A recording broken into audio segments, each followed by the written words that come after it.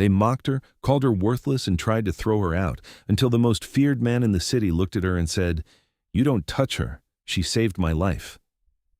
Where are you listening from today? Comment your country below and subscribe for more powerful love stories like this. The doors opened without a sound. That was the first thing Amara noticed. Not the marble floors that reflected light like glass, not the towering chandeliers suspended high above, glowing warm and gold like something out of a world she had never belonged to.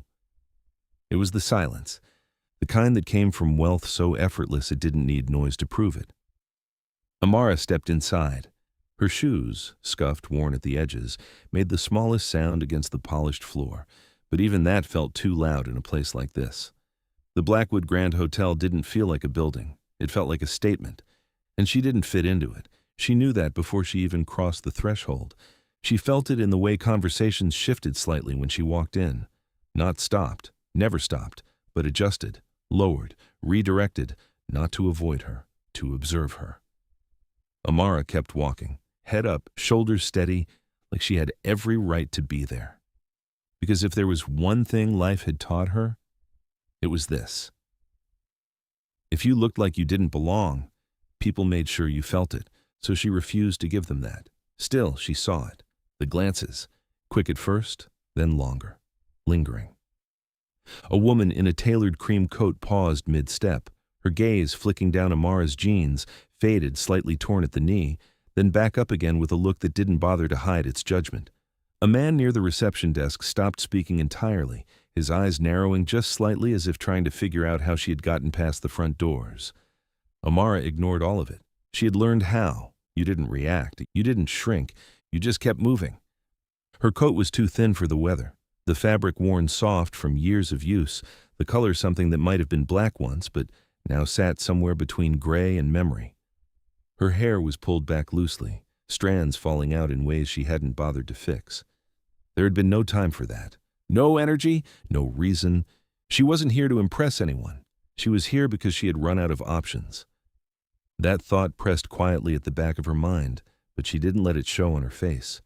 She walked further into the lobby, her gaze scanning the space. There was too much of everything, too much space, too much light, too much perfection. People moved differently here, slower, like time worked in their favor, like nothing in their lives required urgency. Amara's fingers curled slightly at her sides. She didn't belong here, and she knew it, but that didn't mean she didn't have the right to be. She approached the center of the lobby, her steps measured, her expression calm.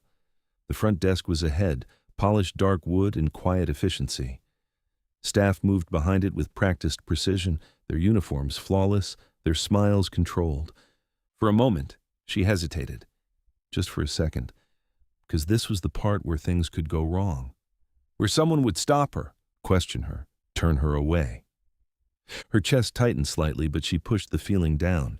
She had come too far for hesitation. Amara took another step forward, then another, and that was when she felt it shift. Not the room, the focus. It sharpened, moved, settled on her. The kind of attention that wasn't casual anymore. It wasn't curiosity, it was decision. Amara didn't need to turn to know where it came from, but she did anyway. Near the entrance, just to the side of the large glass doors, a man stood watching her. Tall, broad, dressed in a dark suit that wasn't meant for style, it was meant for authority, security. His posture was rigid, his expression already set into something that had made its judgment long before speaking a word. Victor Hale. She didn't know his name yet, but she knew his type. The kind of man who believed he could read people in seconds, the kind of man who didn't ask questions to understand, only to confirm what he had already decided. Their eyes met, and in that instant, Amara saw it. Dismissal, not even hesitation, not even curiosity, just certainty. You don't belong here. Her stomach tightened, but her face didn't change.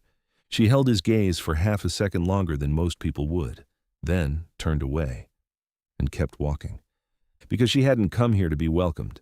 She had come here because she had no other choice left. And no matter how this ended, she wasn't leaving without trying, not this time. Victor Hale had been watching her since the doors opened. He didn't need long. Men like him prided themselves on instinct, on reading people before they had the chance to speak, before they could explain, before they could complicate a situation with details that didn't matter. And to Victor, she was simple, out of place, wrong. He had spent 12 years working security in places like this, hotels where the floors cost more than most people made in a year, where guests didn't just expect discretion, they demanded perfection. Nothing slipped through unnoticed, nothing. Except, apparently, her. Victor straightened slightly where he stood near the entrance, his gaze following Amara as she moved deeper into the lobby. He watched the way people reacted to her, the glances, the hesitation, the subtle discomfort that spread without anyone saying a word. That was all the confirmation he needed. He started walking, measured steps, controlled, the kind that didn't draw attention until it was already too late to ignore. Amara felt him before she saw him, the shift in the air. The way conversations near her slowed just slightly, like people were waiting for something to happen. She didn't stop, didn't turn, but her shoulders tightened just enough to give her away. Victor closed the distance quickly. "Miss." The word wasn't polite, it was a command. Amara stopped, not because she wanted to, because she knew what happened if she didn't. She turned slowly. Victor stood in front of her now, close enough that there was no pretending this wasn't directed at her. Up close, he was even more imposing. Broad shoulders, sharp features, eyes that didn't soften or question. They assessed, categorized, dismissed. "Can I help you?" he asked. The tone said the opposite. Amara met his gaze. "Yes," she said calmly. "I'm here to. You're not a guest." He didn't raise his voice. He didn't need to.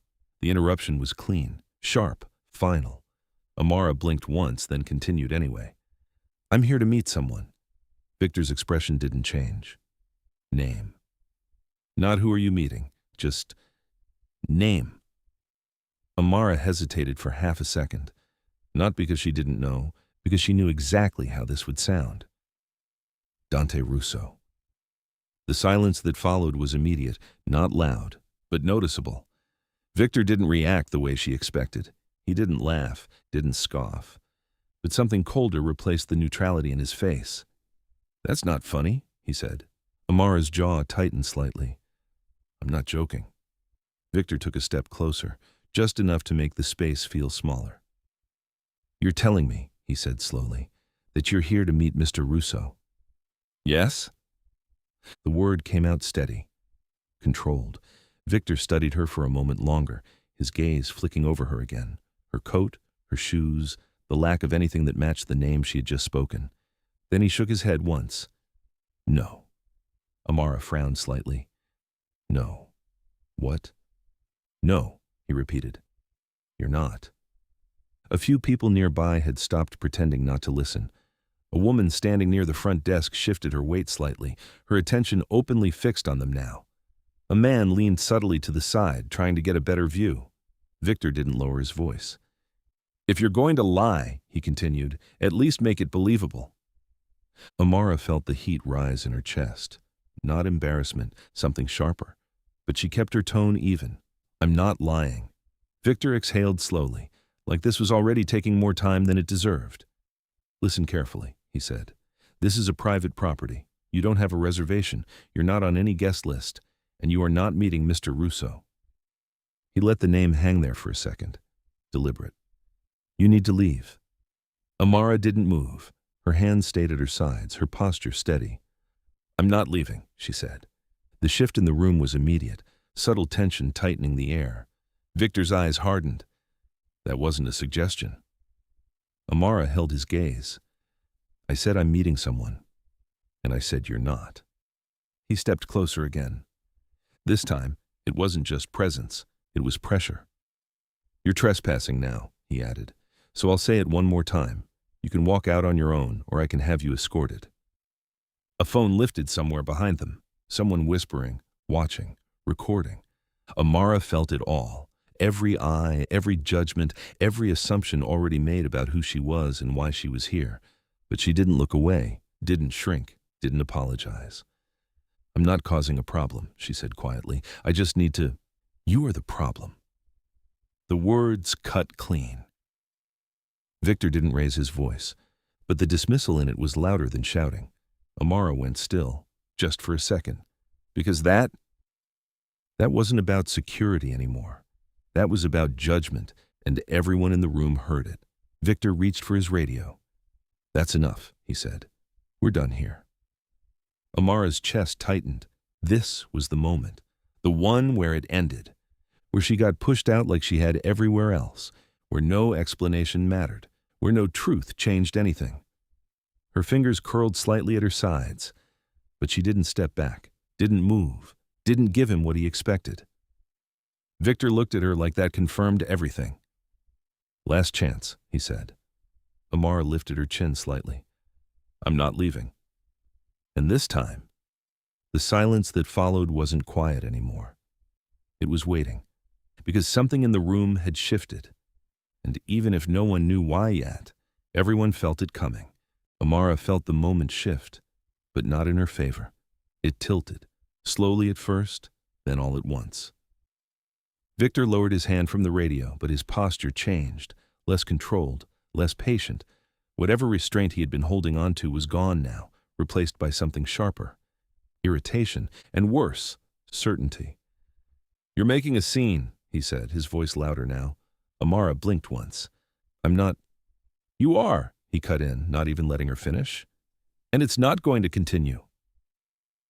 A few heads turned more openly this time. No more pretending, no more subtle glances. People were watching. Amara felt it like pressure against her skin, but she kept her voice steady. "I just need to speak to—" "I told you," Victor said, louder again, his tone carrying across the marble floor. "You are not meeting Mr. Russo." The name echoed. That was intentional. Amara's chest tightened slightly. Not because she doubted herself, because she knew what it sounded like. A girl who looked like her, dressed like this, standing in a place like this, claiming a name like that. To them it wasn't just unlikely. It was absurd. A soft laugh came from somewhere behind her. Not loud, but not quiet enough either. Amara didn't turn. Didn't give it the attention it wanted. "I'm not lying," she said, her voice low but clear. Victor exhaled sharply, like he was done pretending this was a conversation. "You need to stop," he said. "Right now." Amara's jaw tightened. "I'm trying to explain—" "No," he snapped, stepping closer, his voice rising just enough to draw more attention. "You're trying to stay where you don't belong." That landed, harder than anything else he had said. A ripple moved through the crowd, whispers now, unfiltered. She just walked in? Who does she think she is? Probably trying to scam someone. Phones lifted, casually, like it was nothing. But Amara saw them, out of the corner of her eye, angles shifting, screens pointed. This wasn't just happening anymore. It was being watched, recorded, turned into something else. Her throat tightened, but her expression didn't change. "I'm not causing trouble," she said again, more quietly now. Not weaker, just tired. Victor didn't lower his voice. "If you're not causing trouble," he said, "then why are you still here after being asked to leave?" Amara hesitated, because there was no answer he would accept, no explanation that would change what he had already decided. Still, she tried. "I came because I needed to—" "You needed what?" Victor interrupted, his tone cutting through her words like they didn't matter. "A place to stand around and waste people's time?" A few people shifted uncomfortably, but no one stepped in, no one said anything, because this wasn't their problem. Amara felt something crack slightly under the surface, not loud, not visible, but real. "I told you," she said, her voice quieter now. "I'm here to meet someone." Victor shook his head again. "That story's not getting better the more you repeat it." Another small laugh, this one closer. Amara swallowed. Her hands stayed at her sides, but her fingers curled slightly, pressing into her palms. "You don't have to believe me," she said. Victor stepped even closer, close enough now that the distance felt intentional. "You're right," he said. A pause. "I don't—" The words were calm, but absolute. Amara's gaze dropped for just a second, not in submission, in restraint, because reacting wouldn't help. It never did. "I'm asking you one last time," Victor continued, his voice loud enough now that the entire front of the lobby could hear. Leave. Now. The word now echoed, sharp, final. Amara looked around, not at the people, not at the phones, just at the space. At the place she had walked into thinking maybe, just maybe, this time would be different, but it wasn't. It was the same, just louder, more public, more humiliating. Her chest rose slowly as she took in a breath, then another. And for the first time, she felt it. That familiar pull, the one that said, just leave, before it gets worse. But something in her stayed rooted, because she had already left too many times, already walked away from too many things she had needed. And this mattered, even if no one else believed it. I'm not leaving, she said. Her voice wasn't loud, but it carried, because everything else had gone quiet. Victor stared at her for a second, then let out a short, humorless breath. Fine, he said. And that word meant something had shifted again, not in her favor, not this time. He reached out, not aggressively, but firmly, like it was already decided. Then I'll make you. Amara didn't move, didn't pull away, didn't fight. But something in the room tightened. Because now it wasn't just words, and whatever came next, everyone knew it wouldn't be quiet anymore. From above, it looked small, just another disturbance in a space that didn't allow them. Dante Russo stood on the upper balcony, one hand resting lightly against the railing, his posture relaxed in a way that made people underestimate how aware he always was. Below him, the lobby of the Blackwood Grand unfolded in perfect symmetry. Polished marble, controlled movement, curated perfection, everything exactly where it was supposed to be. Except that his attention had been elsewhere at first. A conversation behind him, numbers, agreements, the kind of business that required presence but not focus. Then the tone changed. Not loud, but wrong. Dante didn't need to hear the words. He heard the shift, the edge in someone's voice, the ripple through the room, the way attention gathered in one place like gravity had changed direction. He glanced down. Security. Victor Hale. Dante recognized him immediately, not because of importance, but because of predictability. Men like Victor were useful, efficient, controlled, until they weren't. There was a girl in front of him. Dante barely registered her at first. Just a shape. A figure that didn't match the space, out of place, common. He looked away. Because none of that mattered. It wasn't his concern, but the noise didn't settle. It sharpened. Victor's voice carried more clearly now, louder than necessary. The kind of volume that wasn't about control anymore. It was about display. Dante's gaze drifted back, uninterested. Then he saw her face, and everything stopped. Not around him, inside him, still, completely. The room faded. The voices blurred. The distance between them, 2 floors, polished space, dozens of people, collapsed into something smaller, sharper, focused. Because he knew that face, not in the way you recognize someone from passing, not in the way memory plays tricks. Number. This was certainty, instant, absolute, Amara. The name didn't come out loud, but it hit just as hard. Dante's fingers tightened slightly against the railing. Years. It had been years. And yet, there was no hesitation, no doubt. The same eyes. Even now, even under the weight of everything she carried in her posture, her expression, her stillness. He recognized her. And with that recognition came everything else. Not the hotel, not the present, the past, a different place, a different version of himself. One that didn't stand above rooms like this. One that had nothing, no power and no control, no certainty he would survive the night. Dante's jaw tightened almost imperceptibly. He remembered the cold first, the kind that seeped into bone, that made movement slow, thinking slower. He remembered the blood, his blood, dark against the pavement, sticky, too much of it. He remembered the doors that didn't open, the people who looked at him and turned away. Until her. Amara. She hadn't hesitated. That was what stayed with him, not what she said, not what she did, but what she didn't do. She didn't ask questions, didn't look at him like he was a problem, didn't walk away. She had crouched beside him, her hands steady even when everything about the situation said they shouldn't be. "You're not dying here," she had said. Simple, certain, like it was a decision she could make. Dante's gaze sharpened slightly as he watched her now, standing in the middle of a room that didn't deserve her, being spoken to like she was nothing, like she didn't belong. Victor's hand reached for her. Dante saw it. Every movement slowed, not physically, but in the way his mind processed it. Victor's fingers closing around her arm, the crowd watching, the phones lifted, the shift from humiliation to removal. And something inside Dante, something that had been still for a long time, moved. Not anger, not yet. Something colder, more precise, because this wasn't just a situation. This was a mistake, a very public one. Dante straightened. The men behind him stopped talking, not because he told them to, because they felt it, the change. Dante didn't look at them, didn't explain. He didn't need to.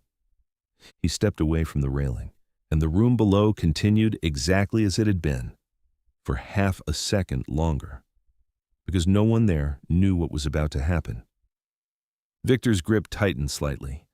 Amara didn't fight, didn't pull away, just stood there, her expression steady in a way that made it worse. Because she wasn't causing a scene, she wasn't reacting, she was enduring it. And that was what Dante couldn't ignore. Not this time, not again. His steps were quiet as he moved toward the stairs, measured, unhurried, but final, the kind of movement that didn't rush, because it didn't need to. Each step down brought the scene into sharper focus, the whispers, the attention, the imbalance of power playing out in front of everyone. Victor didn't see him yet. Amara didn't either. That would change in seconds. Dante reached the last step. The marble floor beneath him reflected the room back in perfect clarity, and for a brief moment, he saw it from the outside, what everyone else saw. A poorly dressed girl being escorted out by security. A problem being handled, a situation resolved. But Dante didn't see that. He saw the woman who had once stood between him and death, being treated like she was nothing. And that wasn't something he allowed. Not anymore. Not ever again. He took one more step forward, and this time, the room noticed. It had been raining that night. Not the kind that came and went quietly, but the kind that stayed. Heavy, relentless. The kind that soaked through clothes, through skin, until everything felt cold and impossible to escape. Dante remembered the sound of it more than anything. Hitting pavement, echoing in the narrow alley where he had ended up. Alone. He had lost track of time hours before, maybe longer. Pain had a way of distorting things, of stretching seconds into something unbearable and collapsing hours into nothing at all. He leaned against the brick wall, his breathing uneven, each inhale sharp and shallow. Blood soaked through his shirt, warm at first, then cold, too much of it. He pressed his hand harder against the wound, but it didn't matter. The bleeding hadn't slowed. It wasn't going to. Dante had been trained for situations like this, prepared, conditioned, but training didn't account for betrayal. Didn't account for the moment you realized the people you trusted had already decided you weren't walking away. He forced himself to move, one step and then another, out of the alley, into the street. The city around him blurred, lights stretching, sounds distorting, everything just slightly out of reach. He passed people. They saw him. Of course they did. A man staggering, blood staining his clothes, his movements wrong. But they looked away. Every single one of them. Some pretended not to notice. Some noticed and chose not to care. One man made eye contact with him for a split second, long enough to understand exactly what was happening, then turned and walked faster in the opposite direction. Dante didn't blame them. Fear made people predictable. He reached a door, knocked, waited, nothing, another door, another knock. This time, it opened just enough for someone to look at him and then close again before he could speak. Locked. Final. Dante let out a slow breath. His legs were starting to give out, his vision narrowing at the edges. This was where it ended. Not in a fight, not in some final moment of power or control, just here, on a street where no one cared enough to stop. He took another step, then another, and then he didn't. His knee hit the ground first, then his hand. The impact barely registered. The rain soaked through him completely now, washing the blood into something darker, thinner. He leaned forward slightly, his weight shifting as his body stopped responding the way it should. This was it. The thought came quietly, without panic, without resistance, just acceptance. And then a voice. Hey, soft, close, real. Dante's head lifted slightly, just enough to see her. Amara. She stood a few feet away, a small bag slung over her shoulder, her hair damp from the rain, her eyes fixed on him with something he hadn't seen all night. Not fear, not indifference, concern, immediate, unfiltered. You're bleeding, she said. It wasn't a question. Dante let out a weak breath that might have been a laugh if he had the strength for it. Yeah, he managed. She moved closer, carefully, like she was aware of the situation, but not afraid of it. Can you stand? She asked.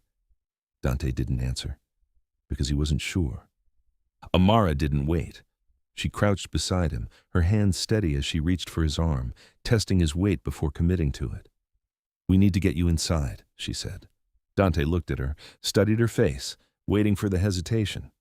The moment where reality caught up with instinct, where she realized this wasn't her problem, that helping him, whatever he was, would come with consequences. It didn't happen. Why? He asked quietly. The word came out rough, unsteady. Amara met his gaze. And for a second, she looked almost confused by the question. Because you're not dying out here, she said simply, like that was the only answer that mattered. Dante didn't argue, didn't have the strength to. He let her pull him up, his weight heavier than it should have been, his balance uneven. She adjusted, compensated, step by step, until they reached her apartment, small, bare, the kind of place that held more survival than comfort. She got him inside, closed the door, locked it, then turned back to him. Sit, she said. Dante did. Not because he trusted her, because he didn't have another option. Amara moved quickly. A first aid kit, water, clean cloth. Her hands didn't shake, not once.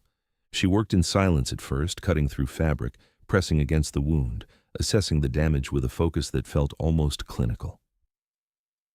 You're lucky, she said after a moment. Dante let out a weak breath. Doesn't feel like it. It is, she replied. Another inch and this would have been a very different situation. She cleaned the wound, carefully, efficiently, ignoring the blood, ignoring the fact that she had no idea who he was, or why this had happened, or who might come looking for him. Someone's going to be looking for you, she said eventually. Dante's gaze flicked up to her. You should go, he said. Forget you saw me. Amara didn't even look up. No. The word was simple, uncomplicated. Dante frowned slightly. You don't know what this is. She tied off the bandage, her movements precise. I know you're hurt, she said. That's enough. Dante stared at her. Because it wasn't enough. Not in his world. Nothing was ever that simple. But for her, it was. She sat back slightly, studying her work. You'll live, she added. A pause. Then, quieter. Just try not to die on me tonight, okay? Dante almost smiled. Almost. What's your name? He asked. Amara hesitated, just for a second. Then, Amara. He nodded slowly. Amara. The name settled somewhere deeper than memory. She stood, grabbing a blanket from the back of a chair and placing it over his shoulders without ceremony. You can stay here, she said, just for the night. Dante looked at her again, still waiting, still expecting something more, a question, a demand, a condition. It didn't come. She moved toward the small kitchen, already focused on something else, like what she had just done. Wasn't extraordinary, wasn't dangerous, wasn't something that could change everything. But it had. Dante knew that, even then, because in a world where everyone had turned away, she hadn't. And that was the kind of thing a man like him never forgot. Victor's hand closed around her arm, not violently, not yet, but firmly enough that it wasn't a suggestion anymore. Amara felt the pressure instantly, his grip tight against her sleeve, his fingers curling like this was already decided. Around them, the room held its breath, not because anyone planned to intervene, but because everyone was waiting to see how it ended. That was the worst part, not the grip, not the words, the watching, the quiet permission of a crowd that had already decided she didn't matter enough to stop it. "Let's go," Victor said, his voice low now, controlled again now that he had moved past the need to prove anything. Amara didn't move. Her feet stayed planted, her posture unchanged, her eyes steady in a way that didn't match the situation at all. "I said I'm not leaving," she repeated. Victor exhaled sharply, his patience gone. "Then I'll help you understand," he muttered. His grip tightened slightly. And that was the moment everything shifted, not gradually, not subtly, instantly. "Take your hands off her." The voice wasn't loud. It didn't need to be. It cut through the space like something precise, controlled, final. Victor froze, not fully, not yet, but enough. Enough that the movement he had been about to make, pulling her toward the door, stopped halfway. The room reacted before he did. A ripple, small but immediate, because everyone heard it, and more importantly, everyone recognized it. Amara felt the change before she turned. The air shifted. The pressure in the room rearranged itself around a new center. Victor's grip didn't release immediately, but it changed, not weaker, just uncertain. "Let her go." The second command came just as calm, just as controlled, but there was something beneath it now, something colder. Victor turned, slowly, and for the first time since this started, he hesitated. Dante Russo stood a few steps behind them, not rushed, not out of breath, just there, like he had always been there, like the entire room had simply forgotten to notice until now. His suit was immaculate, his posture relaxed, his expression unreadable in a way that made it worse, because there was no anger on his face, no visible emotion, just focus. And that was what made the room go quiet, not silent in sound, silent in reaction. Victor's hand dropped from Amara's arm, not because he chose to, because something deeper than choice told him to. "Sir," Victor started. Dante didn't look at him, not yet. His gaze was on Amara, fully, completely, like nothing else in the room existed, and for a second, just a second. Amara felt it, the same stillness from years ago, the same awareness and recognition, real, undeniable. Her breath caught slightly, but she didn't move, didn't speak, didn't break the moment. Dante took one step forward, measured, unhurried, but every person in that lobby felt it, the shift in power, the recalculation happening in real time. Victor straightened instinctively. "Sir, I didn't ask you," Dante said. The interruption was quiet, but absolute. Victor stopped, mid-sentence, mid-breath, because the tone left no space for anything else. Dante's gaze finally shifted to Victor. And just like that, the entire dynamic changed. Victor was no longer the one in control. He wasn't even part of the decision anymore. "What exactly?" Dante said, his voice calm, almost conversational. "Do you think you're doing?"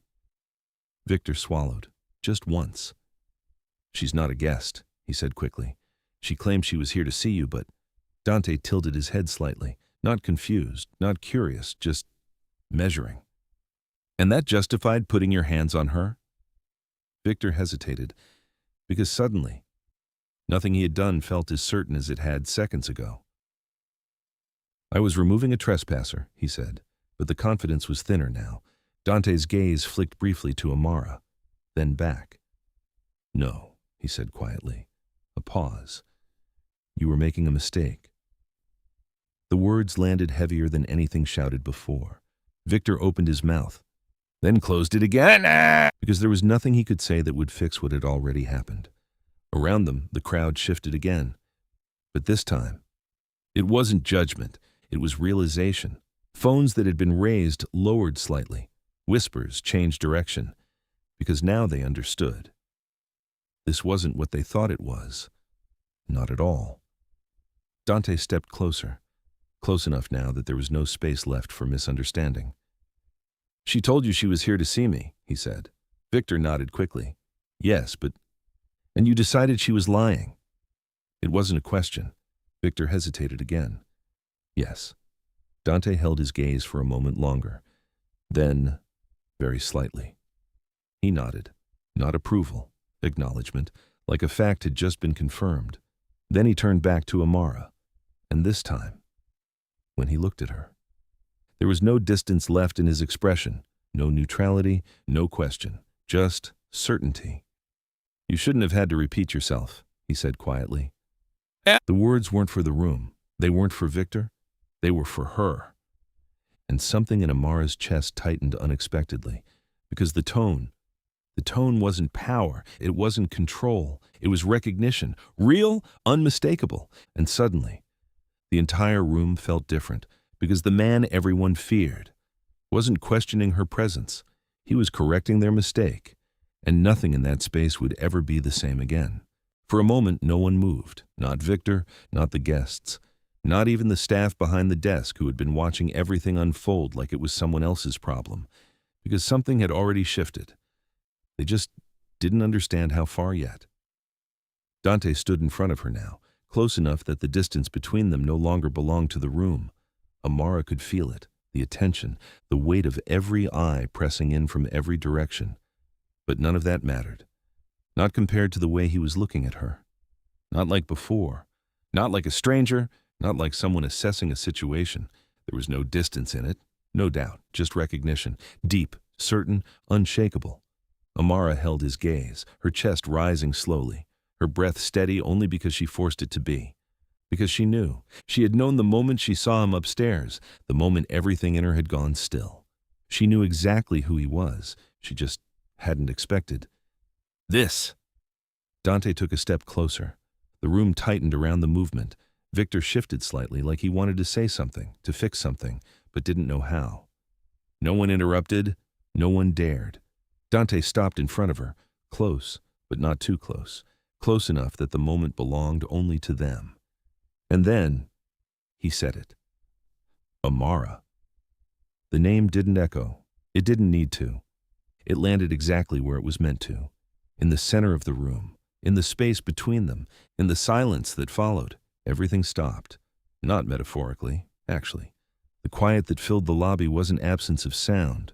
It was presence, heavy, immediate, confused, because the most powerful man in the building had just spoken to her like he knew her, like she mattered, like she wasn't a mistake.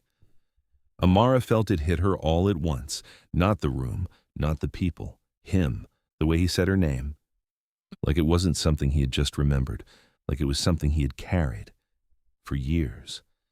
Her throat tightened slightly, but she didn't look away, didn't react the way they expected.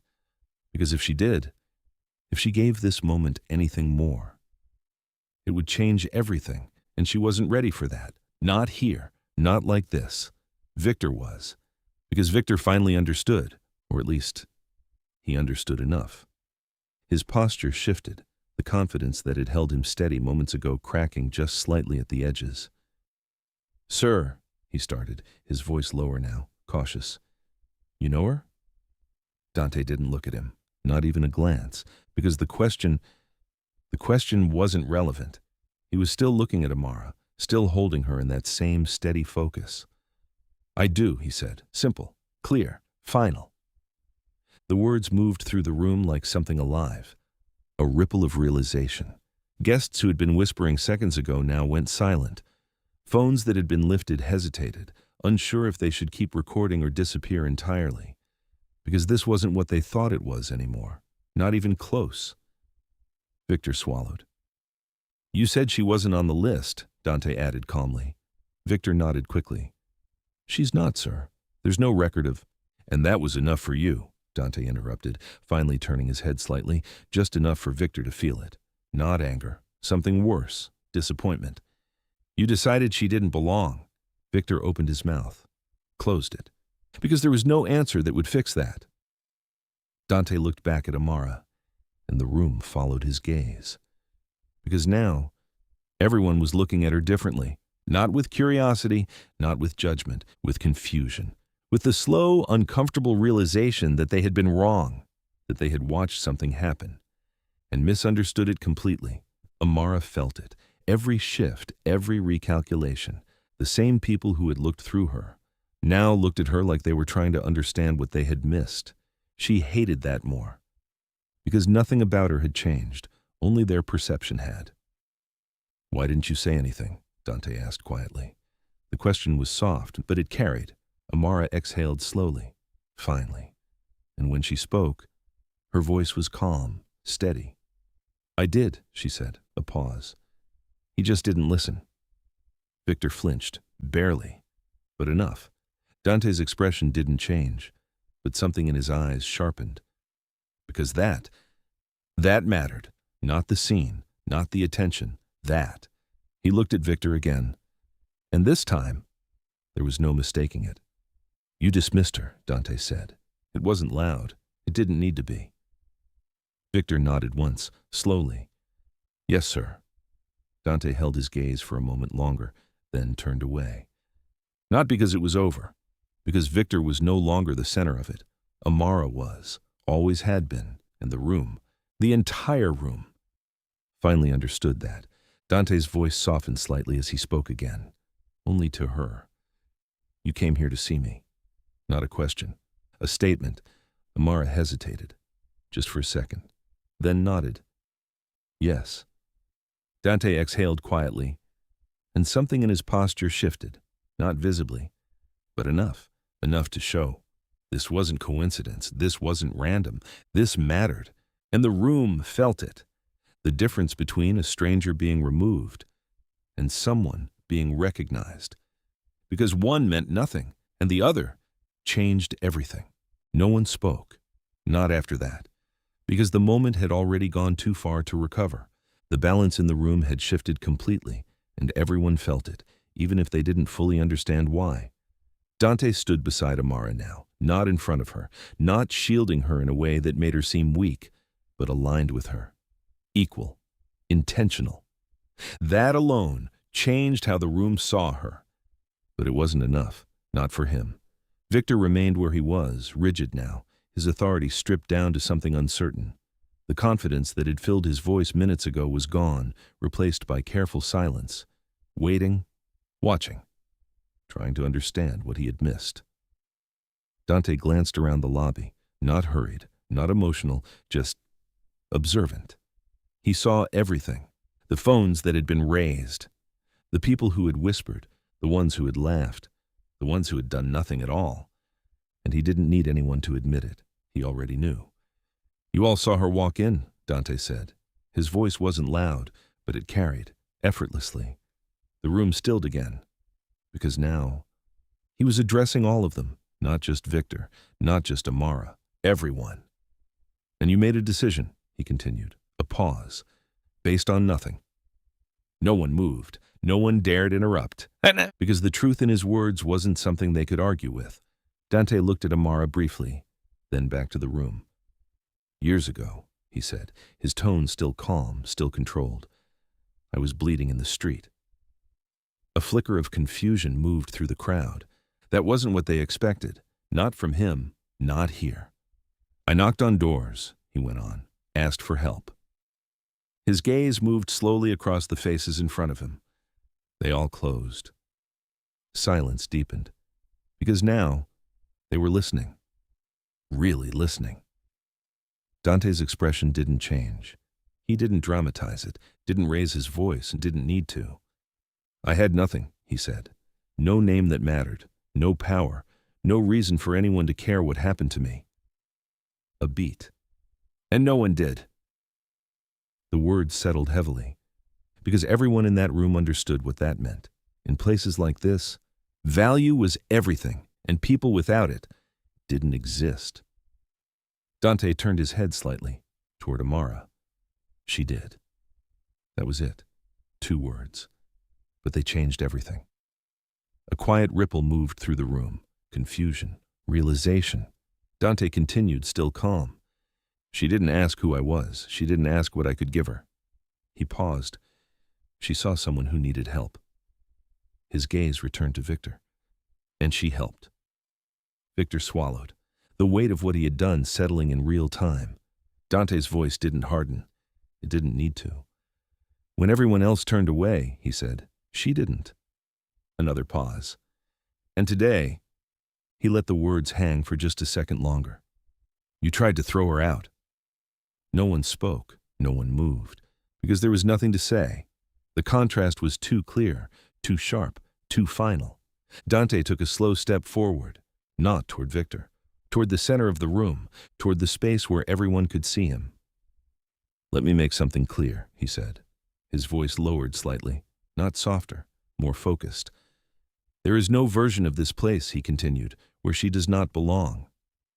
The words landed with precision. Final, undeniable. "And there is no version of this situation," he added, "where anyone here decides her value." A few people looked away. Others shifted uncomfortably, because now it wasn't just about her, it was about them, their assumptions, their silence, their participation. Dante's gaze swept the room one more time, then returned to Amara. And this time, there was something else in it, not just recognition, respect. "You walked in here because you needed something," he said quietly. Amara held his gaze. "Yes." Dante nodded once, then turned back to Victor. "From this moment forward," he said, "you don't question her presence." Victor straightened immediately. "Yes, sir." "You don't approach her." "Yes, sir." "And you don't make the mistake of thinking you understand someone based on what they're wearing." Victor nodded again, faster this time. "Understood." Dante studied him for a second longer. Then, he dismissed him, just like that. Victor stepped back, out of the center, out of the moment, because he was no longer part of it. Dante turned back to Amara. The room followed, still watching, still trying to understand. But now, with a different lens, because the girl they had judged, the one they had dismissed without a second thought, was standing beside the most powerful man in the building, and he had just made it clear. She wasn't just someone he knew. She was someone he remembered, someone he respected, someone untouchable. And suddenly, no one in that room wanted to be the person who got it wrong again. The room they moved into was quiet in a different way. Not the polished silence of the lobby, filled with expectation and judgment, but something more contained, private, controlled. The door closed behind them with a soft click. And just like that, the world outside disappeared. No eyes, no whispers, no pressure, just the two of them. Amara stood near the window, her arms loosely folded, her posture still composed, but only just. The tension that had held her steady out there hadn't vanished. It had settled, deeper. Dante didn't move toward her immediately. He gave her space, not out of distance, out of understanding. "You could have said my name again," he said finally. His voice was calm, not accusing, just honest. Amara let out a quiet breath. "I did," she replied. Dante's gaze shifted slightly. "You know what I mean?" She did. Of course she did. He wasn't talking about repeating it to Victor. He was talking about using it, leaning on it, claiming it in a way that would have stopped everything before it even started. Amara turned her head slightly, looking out at the city below. "I wasn't sure you'd want me to." Dante frowned. "That's not a question you needed to ask." "No," she said quietly. "It is." He studied her, really studied her now, but because this wasn't about the lobby anymore. It wasn't about Victor. It was about her. And something in the way she stood there told him this wasn't simple. "I came here because I needed help," she continued. Her voice stayed steady, but softer now, less guarded. "I didn't come here to use you." Dante's expression didn't change. "You wouldn't have been using me." Amara shook her head slightly. "Yes, I would have." She turned to face him fully now, and for the first time, there was something in her eyes that hadn't been there before. Not fear, not restraint, something more raw. "I didn't even know if you'd remember me," she said. Dante's jaw tightened slightly. "I remembered. I know that now." A pause. "But I didn't know that out there." Her gaze held his. "And I wasn't going to walk into a place like that and say your name like it belonged to me." The words landed quietly, but they carried weight. Dante took a step closer. "Amara." "I didn't want anything from you," she interrupted gently. "Not harsh and not defensive, just clear." That night, she continued, her voice lowering slightly. I helped you because you needed help. That's it. Dante's eyes didn't leave her. And I didn't ask for anything then, she added, so I wasn't going to start now. Silence settled between them, not uncomfortable, but heavy, because what she was saying, it wasn't about pride alone, it was about something deeper, something that had shaped her long before he walked back into her life. I've spent years figuring things out on my own, she said. Her gaze drifted briefly, like she was looking at something further back than this room. Not because I wanted to. A faint, humorless breath left her. But because that's how it worked out. Dante listened, didn't interrupt, didn't try to fix it, because he understood. Some things weren't meant to be interrupted. People don't help for free, she said quietly. Not really. Her eyes returned to his. There's always something attached. Dante's expression shifted slightly. Not disagreement, recognition. Amara gave a small shake of her head. So, I learned not to ask. The words were simple, but they explained everything. The silence, the restraint, the way she had stood there and let herself be humiliated rather than reach for something she didn't believe she was allowed to take. I didn't want to stand there and say your name like it meant I deserved something, she continued. Her voice didn't break, but it came close. I just needed a chance to talk to you. Dante exhaled slowly. And if I hadn't stepped in? He asked. Amara held his gaze and then answered honestly, I would have left. No hesitation, no dramatics, just truth.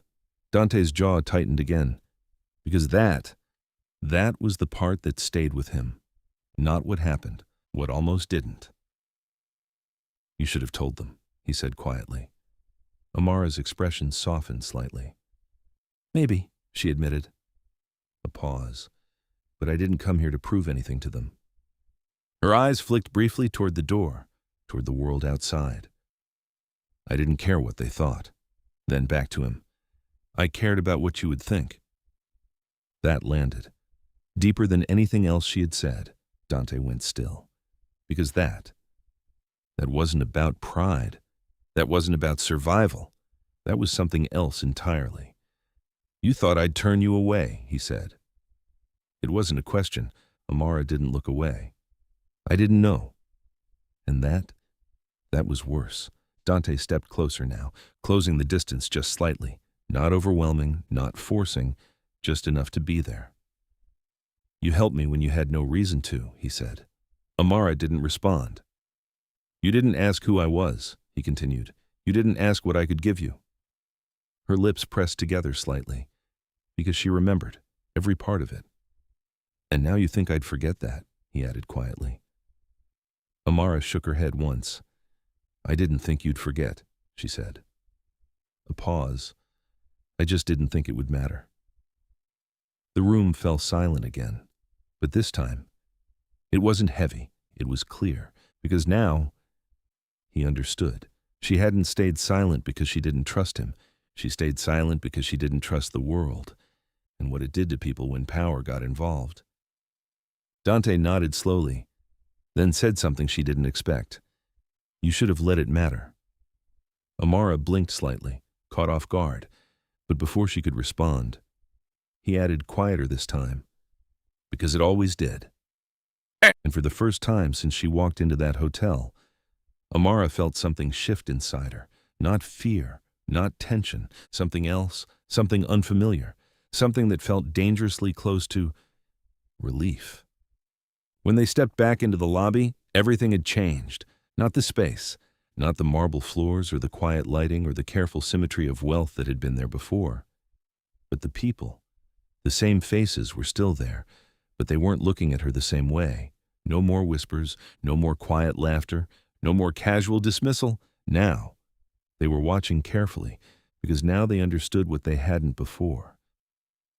Dante walked beside her, not ahead, not behind, beside, and that alone told the room everything it needed to know. The staff at the front desk straightened instantly as they approached. The woman who had barely glanced at Amara earlier now stepped forward, her expression composed but noticeably more attentive. Mr. Russo, she said, her tone polished. Dante didn't look at her. His attention remained exactly where it had been since he walked back into that lobby. On Amara. She'll be staying, he said. Simple, direct, final. The receptionist blinked once, then nodded quickly. Of course. No hesitation now, no questions, because the decision had already been made. Dante's gaze shifted slightly, not away from Amara, but outward to the rest of the room. Not in a dramatic way, not to make a scene, just enough for everyone to feel it. And when he spoke again, his voice didn't rise, but it carried. Make sure there's no confusion, he said calmly. A pause. About who she is. The words moved through the lobby like something precise, deliberate, not loud, but impossible to ignore. The manager appeared within seconds, summoned by something no one had said out loud. His expression was tight, controlled, but beneath it, uneasy. Mr. Russo, he began. Dante didn't give him time to continue. Your staff made a mistake, he said. The manager nodded immediately. Yes, sir. It won't happen again. Dante held his gaze for a second longer. No, he said quietly. It won't. There was no threat in his voice, none needed. The certainty in it was enough. Amara felt the shift around her, not just in the room, in the way people stood, in the way they looked at her, in the way space seemed to open where it hadn't before, like the invisible line that had once kept her out, had been erased. But what struck her most was that nothing about her had changed. She was still wearing the same coat, the same worn shoes, the same quiet presence she had walked in with. The difference wasn't her. It was what they were allowed to see now, and that realization. It settled somewhere deep. Dante turned slightly toward her. Come with me, he said. She hesitated for half a second, not because she didn't want to, because she wasn't used to being the one someone made space for. Then she nodded and followed. The room he brought her to wasn't extravagant in the way the lobby was. It didn't need to be. It was quiet, private, a space that didn't perform, which made it feel more real.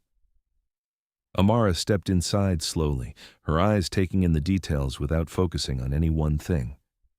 Dante closed the door behind them, and just like before, the outside world disappeared. But this time, it didn't feel like escape. It felt like something else. You shouldn't have had to go through that, he said. Amara leaned slightly against the back of a chair, her fingers resting lightly on the edge. I've been through worse, she replied. Dante's expression didn't change. That doesn't make it acceptable. The words were quiet, but firm. Amara studied him for a moment. You didn't have to do all that out there, she said. Dante tilted his head slightly. Yes, I did.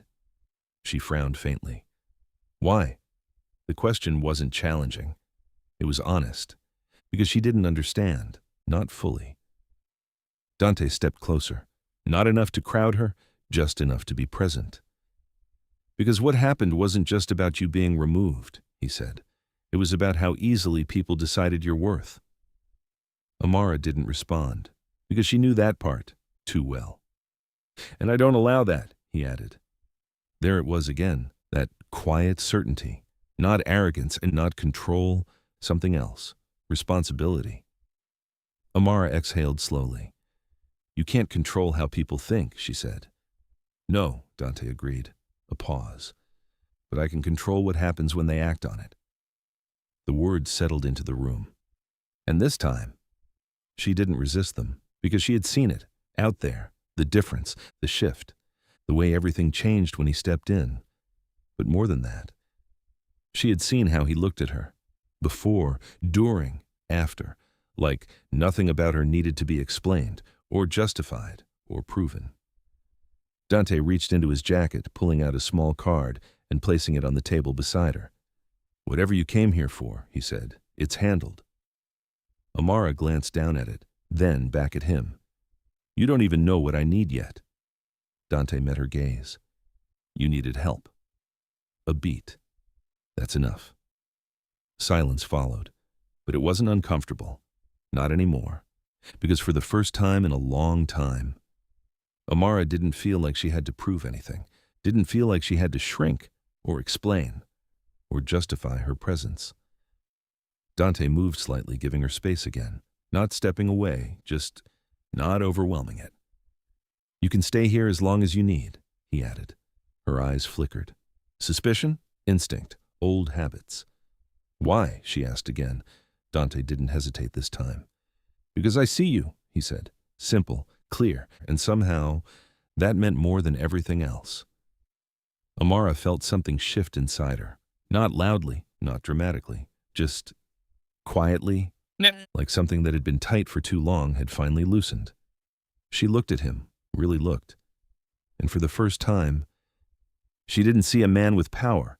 She saw someone who had remembered her, when no one else would have. Someone who had stepped in, when everyone else watched. Someone who wasn't asking her to become something else, to be accepted.